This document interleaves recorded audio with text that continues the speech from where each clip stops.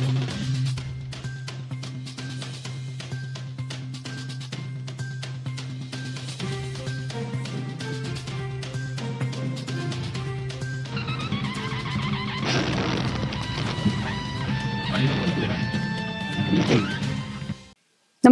आपण पाहता हिरकणी न्यूज.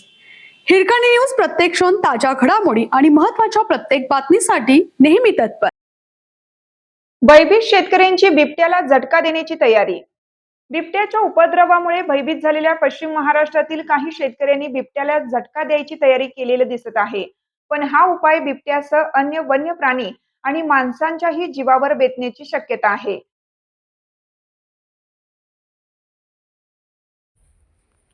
गेल्या काही वर्षात कोल्हापूर आणि सांगली जिल्ह्यासह संपूर्ण पश्चिम महाराष्ट्रातच बिबट्याची संख्या प्रचंड वाढलेली दिसत आहे. जंगलाच्या बाहेर असलेल्या बिबट्यांची नेमकी संख्या समजून येत नसली तरी पश्चिम महाराष्ट्रातील 4-5 जिल्ह्यात मिळून किमान 300-400 बिबटे शेत शिवारात वावरत असल्याचा अंदाज आहे.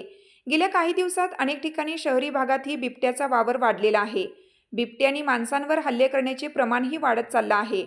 शेत शिवारांमध्ये बिबट्यांचा वावर हमखास आढळून येत आहे. बिबट्याचा वावर असलेल्या भागात मजुरी करण्यास मजूर मिळत नसल्याचे दिसते. शेतकरीही बिबट्याच्या भीतीच्या छायेखाली शेतात वावरत आहेत. यावर उपाय म्हणून या भागातील काही शेतकऱ्यांनी बिबट्याला झटका देण्याची तयारी केलेली दिसत आहे.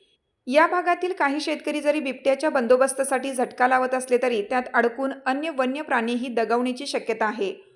वन्य प्राणीच नव्हे तर चुकून अशा शेतात जाणारा माणूसही झटका बसून गारद होण्याची शक्यता नाकारता येत नाही. त्यामुळे या प्रकाराला वेळीच पायबंद घालण्याची आवश्यकता वर्तवण्यात येत आहे.